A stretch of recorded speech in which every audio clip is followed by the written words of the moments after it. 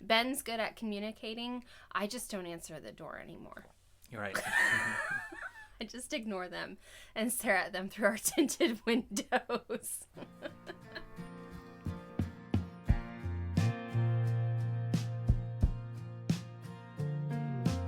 Society's family unit is in crisis as less and less people are making the commitment of a lifelong partnership together. It has been normalized, encouraged, and easier than ever to just throw in the towel when the going gets tough. With time at a premium, start by spending 20 minutes per week gaining thought-provoking inspiration towards a journey of self-improvement, ultimately improving your marriage, your family, your health, and your home. Are you a pushover? Do you feel too passive with your spouse, your boss, your kids? Many of you have heard about setting boundaries. Are boundaries constricting, or can they lead to more freedom? This episode is going to be a change in direction as we will do a deep dive in this first part of a 3-part series on boundaries. Today we will discuss how to establish boundaries and why it is so important.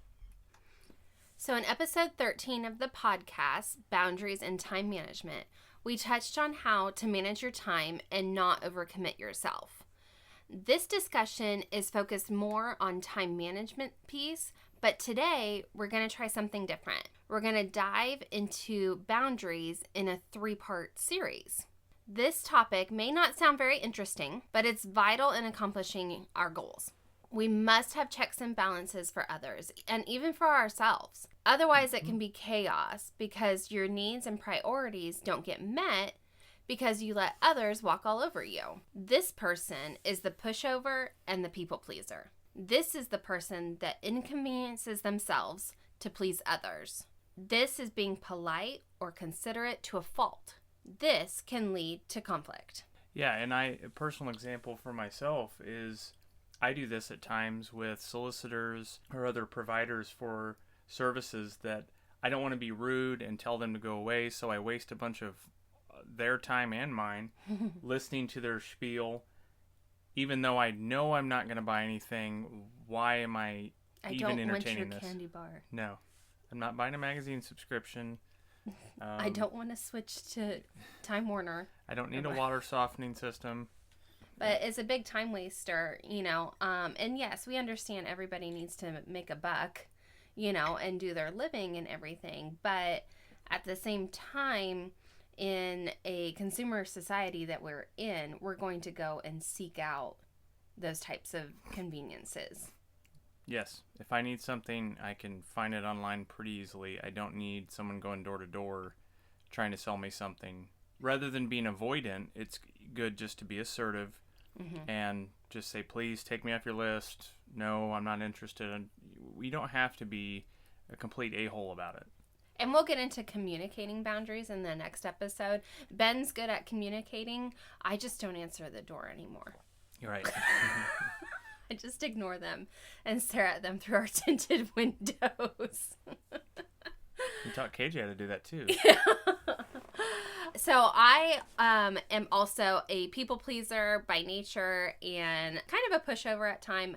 I used to do this with work a lot, especially in my regular job before I resigned last year, constantly responding to requests at all hours of the day. It didn't matter if I was clocked in or not, putting in extra time and stuff just to please my past employer. And this was at the expense of focused time with my family or other priorities that I could be working on besides working for no pay, basically. And that's not to say that doing a little extra doesn't go a long way sometimes, except when it's not really helping anything, it's not going anywhere, it's not being noticed, but it's taking you away from what you really should be doing, because there should be a clear divide.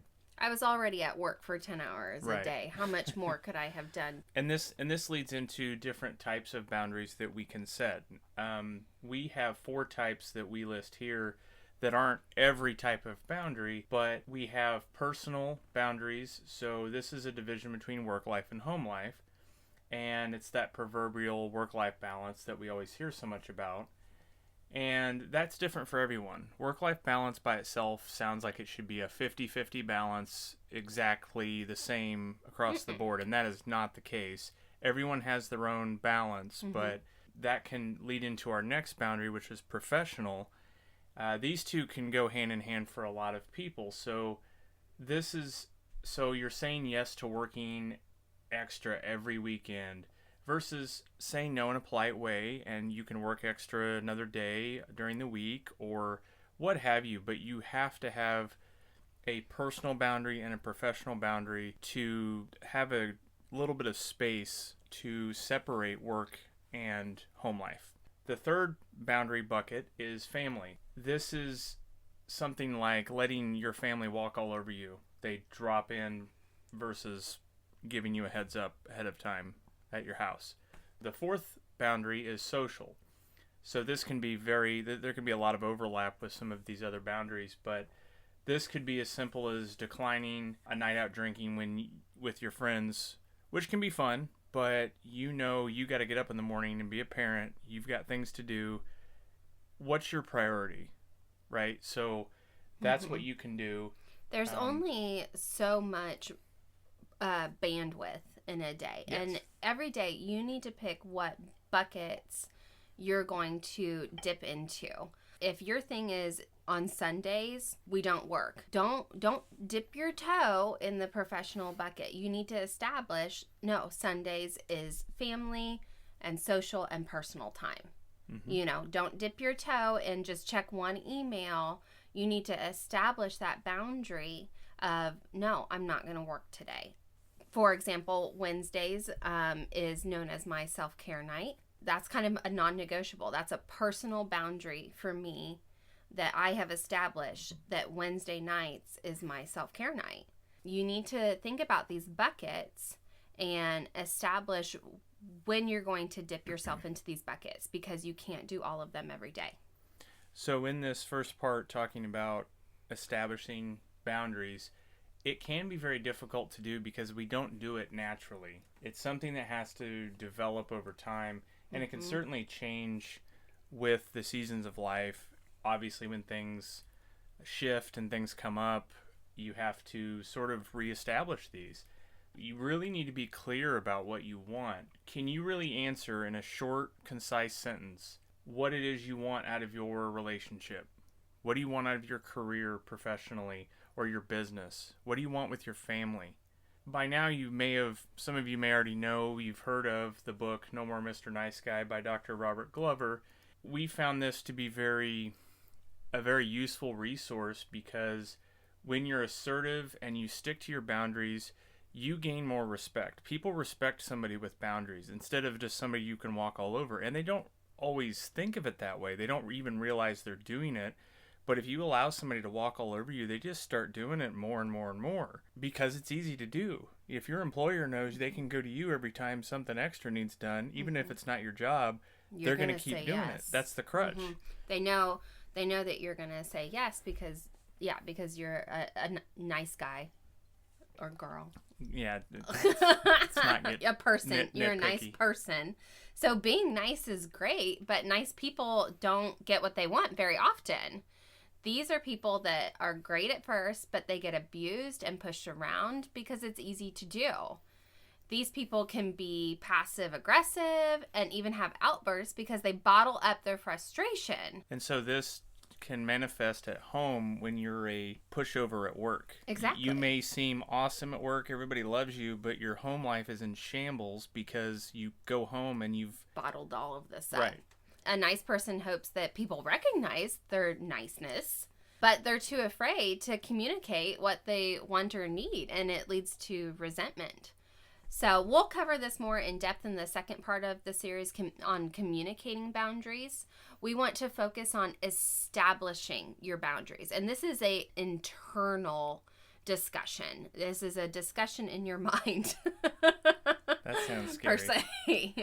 That you're establishing your own boundaries. And then in the second part of the series is communicating those to people. So while you're establishing these boundaries, what do you want? Do you want respect from your peers and others? You need to decide what you're willing to accept. This is more than just saying no.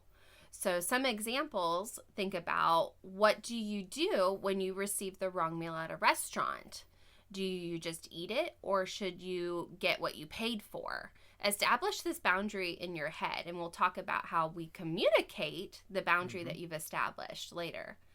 So your kids constantly get out of bed past their bedtime. Do you allow that? This could go along with allowing, we've never ever done this, I guess, except for when you were traveling, is having your kids sleep with you. And I think guys and girls are different with that, but you established that boundary very early with me. Yeah, and I don't think you were a big fan of it in some ways either, because it wasn't too hard for you to get on that bus. Yeah, exactly. Should you allow your family to just drop in unannounced, or even just like a 5-minute warning or something? Mm-hmm. You know, if people are close by. Do you like people just dropping by your house, family or friends? For me, when the doorbell rings, it's either Amazon or a solicitor. Yeah. It's not typically friends or family. We've established that boundary for the most part, that they know they need to call or text before they just pop by. And keep in mind, in thinking about this internal process, when you're deciding what sorts of boundaries you want to set, you should never feel guilty for knowing what you need, what you want, and being willing to set a limitation for others or even yourself. Yeah. Setting a boundary is not a bad thing. It should not feel restricting. Don't be a dick. You don't have to be rude about it. And we'll talk about those things, but don't feel guilty. No. When you're the nice guy all the time, you feel like you're going to have to be rude in order to get what you want. Mm-hmm. and you're going to turn into either a bully, mm-hmm. Socially. So you don't say anything, but you turn around and talk smack behind somebody's back because now you weren't assertive about it. So instead, now you're over here trashing them to somebody else. So that definitely leads to bad things. Never feel bad about having boundaries on certain things. Yeah. Now, we're not saying over-structure your whole life where there's boundaries just everywhere. I think, too, some people don't set boundaries because they think that when they end up communicating those boundaries, mm-hmm. that other people will think that, oh, you're better than me because mm-hmm. you're able to communicate your boundary. And I'm just a nice person and I just say yes to everything. It's like, no, internally you have established mm-hmm. what is and what is not acceptable. And keep in mind, like I said, this isn't just for other people. This could even be for yourself. Yes. This mm-hmm. could be telling yourself, I'm going to be disciplined and stick with this diet. I have a boundary. I'm not going to go to X restaurant, burger joint, because I know what's going to happen. Mm-hmm. I'm going to be tempted if I do it. I'm not going to buy potato chips for the house because I know I'll eat them. Mm-hmm. So that's a boundary. You need to communicate that with yourself. Yes. In those long self-talk conversations you're having in your head. You're in the grocery aisle just staring at the chips. Just stop right there and have a long conversation with yourself out loud. I'm sure people will honestly, that wouldn't be far-fetched anymore just because people have earpieces in their ears all the time and stuff. It just looks like everyone's talking to themselves. It's harder to hear with a mask on anyway. Yeah, that's true. So moving into some tips that we've put together on establishing better boundaries in the buckets of personal, professional, social, and family. First off, figure out what you need or want. We've mentioned this, but we really want to hammer this home. Do you have your mission for your life? Are you pursuing it? Because if you know where you're trying to go, it becomes a lot easier to set boundaries and be able to see what's taking you off track of where. Because if you don't know where you're going, then you don't even know what boundaries you need to set in your life. Mm-hmm. What are some situations you would like to improve? Ask yourself those questions. What are some things that are not going how I would like, ideally?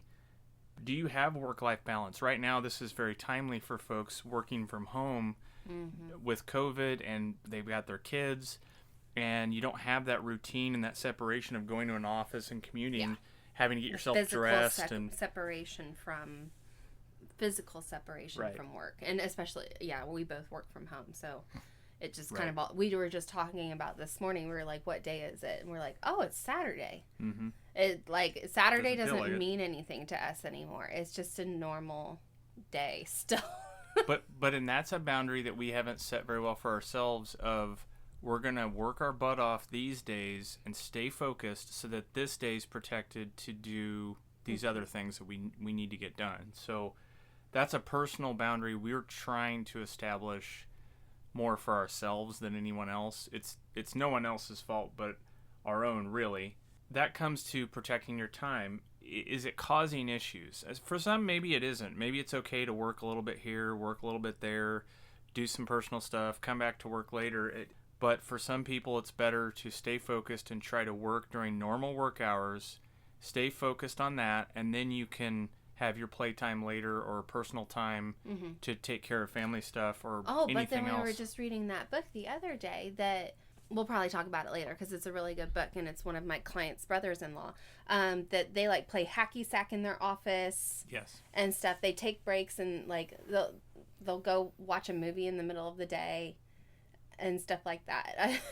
I guess that works for some people. I just think that's a little too lax. I'm not going to stay focused if I'm doing that. Yeah, that's the culture that they develop. Those are the boundaries that they established in their office. And as long as the work's getting done, I guess there's not a problem with that. But I could see that being taken advantage of pretty quickly. By assholes. Anyways, they ruin it for everybody. Do you need to just ask yourself more questions? And that's another tip to help clarify. Really go through a lot of these questions and it'll help you get some clarity on it because it's really hard, again, to think about what do I want and what are some things that need improved until you really start thinking about it. You may not know. We're all so busy with everything. It's hard to sit down and go over this even in your own head. But what seems healthy and reasonable? Because like I said, you could set a lot of boundaries that aren't really rational. It could go a little too far. One of those could be financial, too. Do you loan money to people? Right. That could be a case-by-case basis as well. Sure. Do you loan money to people or family or friends or something? That could be case-by-case basis. Like, are they on their, deathbed that they need this medicine in order to live? Or is it a friend or a family member that continuously bums money off you and gets used to it?